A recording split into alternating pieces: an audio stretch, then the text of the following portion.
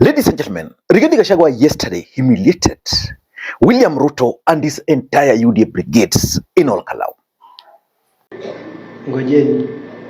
Ngojeni iko by election inakuja Kalou Nyandaro. Tutakutana na huyo mwanaume hapa Nyandaro. I am telling you. Mimi nangojea tukutane na huyo mwanaume. Na hiyo kifua yake anajipiga.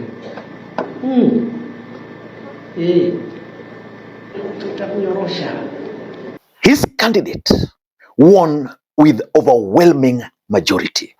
I think I'm very excited to be announced as the new member of National Assembly representing Kalou constituency. This is the second member of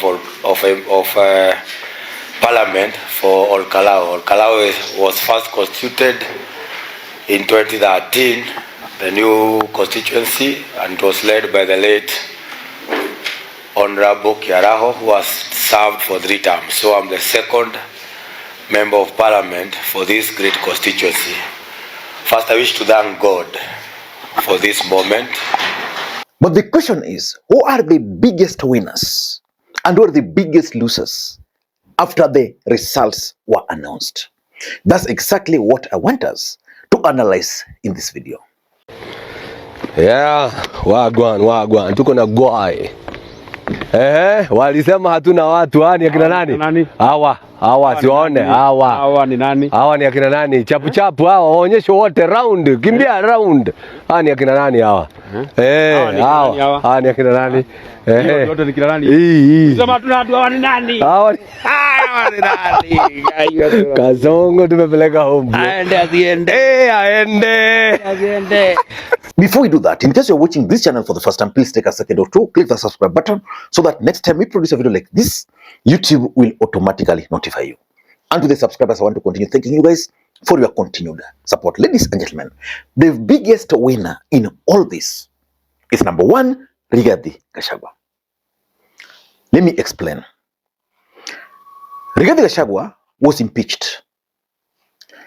And if there's one thing William Ruto would have wanted to happen, is to destroy Rigathi Gachagua, politically speaking. So a by-election was occasioned in Benin. And the intention of that by-election was to embarrass Rigathi Gachagua. The government did everything possible within their powers. And despite the fact that the opposition through Democratic Party would have won that election, I think the deep state prevailed. And UDA candidate won in Kalou. Then this won in Benin. Then this by-election in Kalou then happened. The government deployed all resources there. Rigathi Gachagua was just watching, directing his campaign from Amnyoro. On the election day, the people spoke, and Rigathi Gachagua stamped his authority. And not just stamped the authority, it was loud. I'm not so sure how the president is feeling that he deployed security to stop the DCP candidate from winning. He used over billions of money to stop the DCP candidate. But at the end of the day, Rigathi Gachagua prevailed. So it proves 2 things. That Rigathi Gachagua is now the Mount Kenya kingpin. And apart from that, Rigathi Gachagua has now finally managed to deal with even Jubilee. The second winner is John Methu. In fact, I'm starting to believe that Rigathi Gachagua is actually grooming John Methu. And 2 things are likely to happen. John Methu is likely to be a running mate. Rigathi Gachagua might front him because Rigathi is not going to run. If not, John Methu is going to be a presidential candidate. Because remember, for Rigathi Gachagua, he wants the DCP numbers. And the best way for getting those numbers is to front a presidential candidate or to negotiate while they have a presidential candidate. And because he's locked out, I tend to think that Methu could be that person. But even at individual level, Methu delivered. In fact, the fact that Rigathi was out, Methu took the face of that campaign. Even the candidate himself tried now to look like John Methu. So he is the second winner. Na kwanza kabisa Mheshimiwa Rais William Ruto, bado mimi ndio John Medhu, bado ni mimi, sijabadilika, bado ni yule John Medhu wa zamani. Na ile maneno mheshimiwa Kwenya unaogopa ati nisiseme hapa, sitasema, lakini ukinisukuma nitasema. Kwa hivyo nipatie tu nafasi mimi niomboleze mheshimiwa Kiarao. Kwa hivyo mheshimiwa rais, mimi nataka nikuambie nikiwa hapa, kwa sababu sijakuona kwa siku nyingi. Kwanza nikuambie mimi kama John Medhu, an adult of sound mind, senator wa kaunti ya Nyandarua, mimi ninakuheshimu sana, na kuheshimu kama rais wa Jamhuri ya Kenya, na kuheshimu kama amiri jeshi mkuu, na kuheshimu kama mzazi, kwa sababu watoto yako ni warika yangu. Lakini hata kama ninakuheshimu mheshimiwa rais, jambo moja tu ujue, na kuheshimu lakini mimi sikuogopi. The third person is the Kipipiri member of parliament, Wanjiku Muya. That lady, at the end of all this, she's going to be rewarded politically. The people of Kipipiri will re-elect her again. Kura ya Olkalou itapigwa na mtu ambaye ameandikishwa kura Olkalou. Tunasema mambo ni matatu.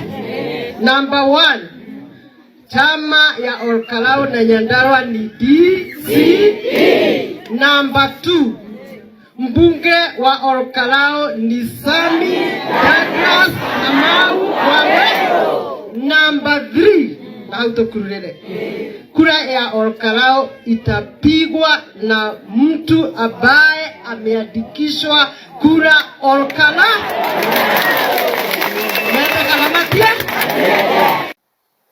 At some point, I think the government even targeted her. She was even fined. She went there fully. In fact, at some point I was asking very many people, why am I not seeing DCP leaders in Kipipiri? But in Olkalou.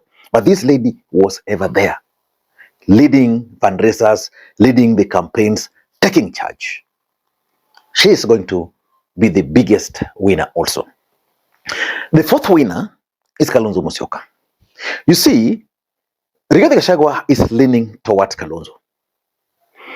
And the truth is, he would prefer Kalonzo to be the presidential candidate. Through the by-election in Olkalou, Fred Matiangi destroyed completely. So in my view, Kalonzo is the winner now, because the person he was competing with in Mount Kenya finished. Matiangi through Jubilee, because Jubilee failed terribly. I doubt if they will be able to recover Jubilee Party. And my friend Councillor Njohi, who was shaved by the Murang'a women rep, also won, because he was visible. He was always there. He once ran for the Senate, and I want to pray for her. I want to pray for him. Councillor Njohi, you won it. At least of all the people who are being targeted, you are there. You are vocal. The by-election in Olkalou exposed you to the world.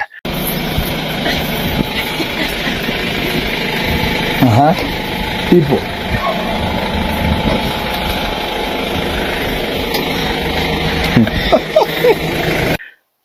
The other winner is IBC.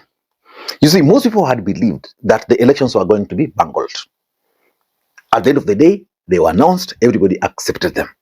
The police tried to influence a lot of things, but the fact that IBC announced those elections, in fact, the question Kenyans are asking today is whether IBC conducted a free and fair election. If you are to ask me, IBC are also the biggest winner, because if they messed up this election, probably will not even be doing this video today. People would be fighting somewhere else. But who are the biggest losers? Number 1, the president. The fact that he allowed his team to deploy those kind of police security and resources, while he knew so well, because I'm sure he had intelligence, he knew so well that they were not going anywhere, he's a big loser. In fact, at some point, I was like, why is the president allowing this to happen? Remember, he tried to pull out of it. He was not there physically, but his people, you look at the way Itumbi were operating on the election day, they were too overconfident, which means they thought that things are going to go their way, but it did not. So Ruto is a loser. Number two, second loser, is Professor Abraham Kithure Kindiki. So which means for Professor Abraham Kithure Kindiki to survive politically, he must now be able to figure out how he's going to split Mount Kenya into East and West, and pray that they're going to have another by-election in Mount Kenya East where he can stamp his authority. If that's not going to happen, from Olkalao, Rigathi Gachagua is going to maintain the momentum and move with it. But the worst loser in all this is Jeremiah Makwiny. He refused to support the DCP candidate. He's the one who pushed Jubilee Party to have a candidate. In fact, at some point, people were like, is he being used by the deep state? Is he being used by the government? This is the same man who never delivered a seat. Who never delivered a vote when he was the running mate to Musalia Mudavadi. When Raila Odinga was there, he was speaking too much. I'm 100% sure that he's been silenced. So he is loser. The biggest one of all is Jubilee Party. I had expected maybe DCP to win, followed by UDA, and to some extent Jubilee. But how many votes did Jubilee get? Remember, the late MP was elected on Jubilee. Olkalao actually voted for Raila Odinga.